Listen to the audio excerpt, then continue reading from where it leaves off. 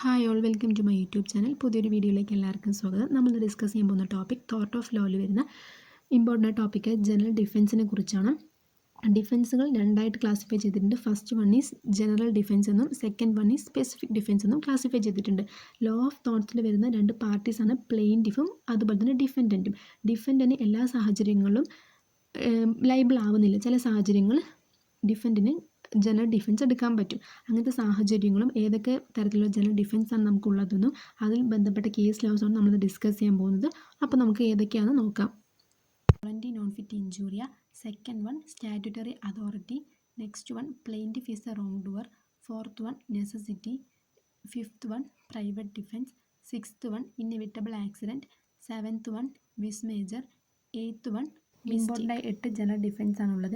ഇത് നമുക്ക് ഡീറ്റെയിൽ ആയിട്ട് നമുക്ക് നോക്കാം. Volenti non fit injuria, it is a Latin term which means to a willing person no injury is done. This doctrine means that a person who willingly or knowingly puts himself in a dangerous situation cannot sue for any accident or injury arising out of such a situation. അതായത് ഒരു വ്യക്തി, ഒരു person അറിഞ്ഞുകൊണ്ട്, അതായത് knowingly or വില്ലിങ്ലി അറിഞ്ഞുകൊണ്ട് ഒരു dangerous ആയ കാര്യത്തിൽ പാർട്ടിസിപ്പേറ്റ് ചെയ്യുകയാണ്. അതാണ് നമ്മൾ സിംപ്ലി പറയാം. നമുക്കിത് ഒരു എക്സാമ്പിൾ നോക്കുമ്പോൾ നമുക്ക് മനസ്സിലായിക്കോളും. ഒരു ഇമ്പോർട്ടൻ്റ് ഒരു കേസിലാണ് ഇതിലുള്ളത്. Hall versus Brooklands auto racing club. ഈ കേസിലുള്ള എന്താണെന്ന് പറഞ്ഞു വെച്ചാൽ നമ്മുടെ പ്ലെയിൻറ്റിഫ് ഒരു വണ്ടേ മോട്ടോർ കാർ റേസ് കാണാൻ പോയും അവിടെ വെച്ച് രണ്ട് കാറുകൾ തമ്മിൽ കൊളീഷൻ സംഭവിച്ച് ഇദ്ദേഹം ഇരിക്കുന്നിടത്തേക്ക് കാറിൻ്റെ ഒരു പാർട്ട് എത്തും. അതുമൂലം ഇദ്ദേഹത്തിനൊരു ഇഞ്ചുറി കേഴ്സിയാണ് ഉണ്ടാകുന്നത്.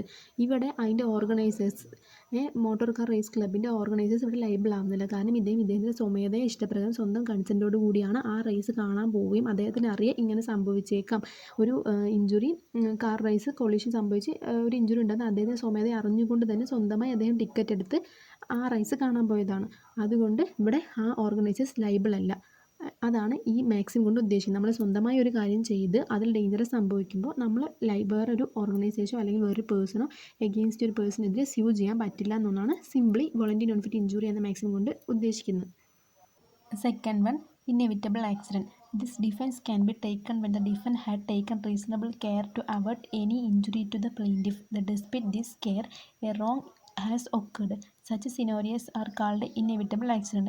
Here the defendant should essentially prove that he did not intend to cause harm to plaintiff, that he has taken reasonable care and he did not have means to overact in the injury. The necessary condition is dispute. The reasonable precaution taken in the accident cannot be avoided. ഇവിടെ defendant പ്ലെയിൻറ്റിഫിനൊരു injury സംഭവിക്കാതിരിക്കാനായി reasonable care എടുത്തിട്ടും പ്ലെയിൻറ്റിഫിന് ഒരു injury ഉണ്ടാവുകയാണ്. ഈ സാഹചര്യത്തിൽ defendant liable ആവുന്നില്ല എന്നാണ് പറയുന്നത്. നമുക്കൊരു ചെറിയ എക്സാമ്പിൾ ആണെങ്കിൽ നമ്മൾ വീടിൻ്റെ ഫ്രണ്ടിലൊക്കെ നോക്കുന്നത് ബിവെയർ ഓഫ് ഡോഗ് എന്നൊരു ബോർഡ്, അതൊരു റീസണബിൾ കെയറിൻ്റെ ഭാഗമാണ്. കേസിലോ സ്റ്റാൻലി വേഴ്സസ് പവൽ, ഇവിടെ ഡിഫൻഡൻറ്റ് ഷൂട്ട് ചെയ്യണം. ആ ഷൂട്ട് ചെയ്യുന്ന ഇടയിൽ ഒരു ഓക്ട്രിയിൽ തട്ടി ആ ബുള്ളറ്റ് റിഫ്ലക്റ്റ് ചെയ്ത് പ്ലെയിൻറ്റിഫിനൊരു ഇഞ്ചുറി സംഭവിക്കുകയാണ്. ഈ സാഹചര്യത്തിൽ ഡിഫൻഡൻറ്റ് ലൈബിൾ അല്ല. ഡിഫൻഡൻറ്റ് ഇവിടെ കൃത്യമായിട്ട് റീസണബിൾ കെയർ എടുത്തിട്ടും ഫോഴ്സിങ് ചെയ്യാൻ കഴിയാത്ത വിധത്തിൽ അത് റിഫ്ലക്റ്റ് ചെയ്ത് പ്ലെയിൻറ്റിഫിന് ഒരു ഇഞ്ചുറി ഉണ്ടാവുകയാണ് ചെയ്യുന്നത്. അതുകൊണ്ട് ഇവിടെ ഡിഫൻഡൻറ്റ് ലൈബിൾ ആവുന്നില്ല. Third one private defence. Reasonable force can be used by a person to protect his own body or property. The use of force should be for self-defense, and if any injury is caused in between, the defendant will not be liable. However, a condition is that there should be imminent threat to be personal safety and property, and the force used shall not be excessive. നമ്മുടെ ബോഡിയോ നമ്മുടെ പ്രോപ്പർട്ടിയോ അല്ലെങ്കിൽ വേറൊരാളുടെ ബോഡിയോ അല്ലെങ്കിൽ വേറൊരാളുടെ പ്രോപ്പർട്ടിയോ protect ചെയ്യാൻ വേണ്ടി നമുക്ക് reasonable force use ചെയ്യാം എന്ന് പാടും. അവിടെ ഡിഫൻഡൻറ്റ് ലൈബിൾ ആവുന്നില്ല. പക്ഷേ ഇവിടെ നമ്മളെ ഇപ്പോൾ ഒരാൾ അടിക്കുകയാണ് ചെയ്യുന്നതെങ്കിൽ നമ്മൾ അതേ ഫോഴ്സിലായിരിക്കും തിരിച്ച് പ്രൈവറ്റ് ഡിഫെൻസിൽ ചെയ്യേണ്ടത്. അതായത് ഇപ്പോൾ ഒരാൾ നമ്മളെ തല്ലാനാണ് വരുന്നതെങ്കിൽ നമ്മൾ അയാളെ കൊല്ലുകയാണെങ്കിൽ അത് പ്രൈവറ്റ് ഡിഫെൻസിൻ്റെ ഭാഗമായിട്ട് വരില്ല. അത് ഫോഴ്സ് എക്സസീവായിട്ട് പോകും. അപ്പോൾ ആ സമയത്ത് ഡിഫൻഡൻറ്റ് ലൈബിൾ ആവും. Fourth one, mistake. Mistake happen when one person commits an error in understanding something or perceiving something. Mistake can be classified into two: mistake of fact and mistake of law. Mistake of law or fact is not generally considered as a defense under tort. No person can infringe the right of another person and raise the claim that he did so under a mistake, either of fact or of law. However, when plaintiff needs to prove malicious or wrongful motive, when mistake can be considered as a good defense. Mistake എന്ന് പറഞ്ഞാൽ ഒരു കാര്യം understand ചെയ്യുന്നതിൽ അത് മനസ്സിലാക്കുന്നതിലൊരു എററിനെയാണ് നമ്മൾ mistake എന്ന് പറയും. Mistake രണ്ട് ക്ലാസിഫൈ ചെയ്തിട്ടുണ്ട്. മിസ്റ്റേക്ക് ഓഫ് ലോ എന്ന്, മിസ്റ്റേക്ക് ഓഫ് ഫാക്ട് എന്ന്.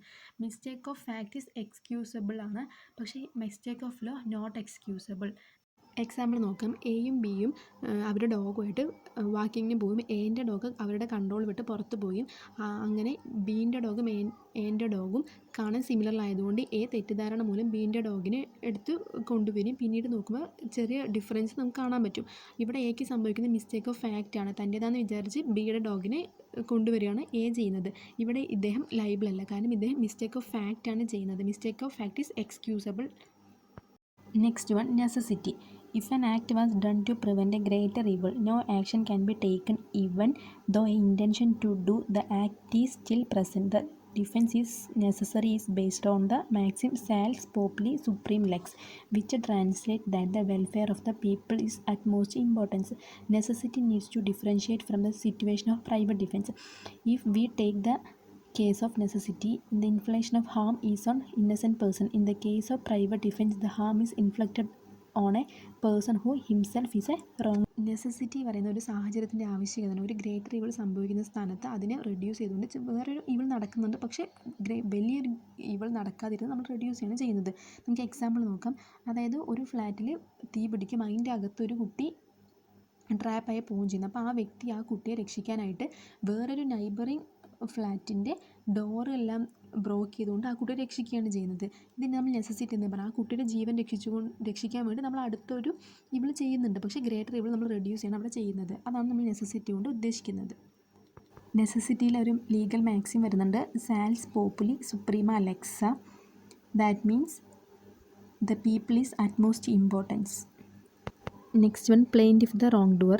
The defendant in many cases cannot take the defense the plaintiff was also at fault. If the plaintiff himself is some way responsible for the harm suffered by him, and there is an unlawful actor conducted from his end, he would be entitled to damages. ഇവിടെ പ്ലെയിൻറ്റിഫിൻ്റെ fault മൂലം പ്ലെയിൻറ്റിഫിന് അതിന് injury സംഭവിക്കുകയാണെങ്കിൽ defendant liable അല്ല എന്നാണ് പറയുന്നത്. ഒരു example നോക്കാം. പ്ലെയിൻറ്റിഫിൻ്റെ overloaded ആയിട്ടുള്ള ട്രക്ക് ഡിഫൻഡൻറ്റിൻ്റെ ബ്രിഡ്ജിലൂടെ പാസ് ചെയ്ത് പോവുകയാണ്. അവിടെ ഓൾറെഡി സഫീഷ്യൻ്റ് ഒരു വാണിംഗ് ഡിഫൻഡൻറ്റ് വെച്ചിട്ടും അത് വകവയ്ക്കാതെ പ്ലെയിൻറ്റിഫ് കയറിപ്പോവും. അങ്ങനെ ആ ബ്രിഡ്ജ് കൊളാപ്സ് ആവുകയും ചെയ്തു. അങ്ങനെ പ്ലെയിൻറ്റിഫിന് ഇഞ്ചുറി കേസ് ചെയ്യേണ്ടി വരുന്നത്. ഈ സാഹചര്യത്തിൽ ഡിഫൻഡൻറ്റ് ലൈബിളാണ്, കാരണം ഇത് പ്ലെയിൻറ്റിഫിൻ്റെ ഡിഫോൾട്ടാണ്. Next one, statutory authority. If a statute is authorizing the doing of particular act that then otherwise be thought, the injured party would not be having a remedy except the one provided by the statute. ഇവിടെ പറയുന്നത് നമുക്ക് example railway lines വരികയാണെങ്കിൽ, അതുപോലെ തന്നെ road, അങ്ങനെ വരുന്ന സാഹചര്യങ്ങൾ പലരുടെയും പേഴ്സണൽ പ്രോപ്പർട്ടീസ് അതിലായിട്ട് പോകേണ്ടി വരും. ആ സാഹചര്യങ്ങളിലൊന്നും റെയിൽവേക്കെതിരെയോ അല്ലെങ്കിൽ ഇപ്പോൾ സെൻട്രൽ ഗവൺമെൻറ്റിനെതിരെയോ അല്ലെങ്കിൽ സ്റ്റേറ്റ് ഗവൺമെൻറ്റിനെതിരെയോ നമുക്ക് ക്ലെയിം ചെയ്യാൻ പറ്റില്ല എന്നാണ് സ്റ്റാറ്റ്യൂട്ടറി അതോറിറ്റി പറയുന്നത്. Next one, act of God അല്ലെങ്കിൽ ഫിസ് മേജർ എന്ന് പറയും. In this scenario the harm or loss caused to plaintiff is due to any natural disaster or calamity without any human intervention. ഇവിടെ പറയുന്നത് human interventions ഇല്ലാതെ natural disaster അഥവാ calamity ഉണ്ടാകുന്ന നഷ്ടം, ലോസിന് ഇവിടെ ഡിഫൻഡൻറ്റ് ലൈബിൾ ആവില്ല എന്നാണ് പറയുന്നത്. അതിൻ്റെ എക്സാമ്പിൾ നോക്കാം. എയും ബിയും ഒരു പർട്ടിക്കുലർ കോൺട്രാക്റ്റിൽ ഏർപ്പെടുകയാണ്. ഇന്ന ദിവസം 1 ടൺ റൈസ് തരാമെന്ന് പറഞ്ഞ് എ ബിക്ക് പ്രോമിസ് എടുക്കുകയും ചെയ്യുന്നുണ്ട്. പക്ഷേ ഒരു ഡേറ്റിൽ ഒരു ഫ്ലഡ് ഉണ്ടാവുകയും ആ വെയർ ഹൗസിൽ സൂക്ഷിച്ച 1 ടൺ അരി നശിച്ചു പോവുകയാണ് ചെയ്തത്. ഇതിനെതിരെ ബി എക്കെതിരെ ഫയൽ സ്യൂ ചെയ്യാൻ പറ്റില്ല, കാരണം ഇത് ഇവിടെ ഹ്യൂമൻ ഇൻ്റർവെൻഷൻസ് ഇല്ലാതെ ഒരു നാച്ചുറൽ കലാമിറ്റിൻ്റെ ഭാഗമായിട്ടാണ് ആ ലോസ് വന്നിരിക്കുന്നത്. അതുകൊണ്ട് ഇവിടെ ബിക്ക് സ്യൂ ചെയ്യാൻ പറ്റില്ല എന്നാണ് പറയുന്നത്.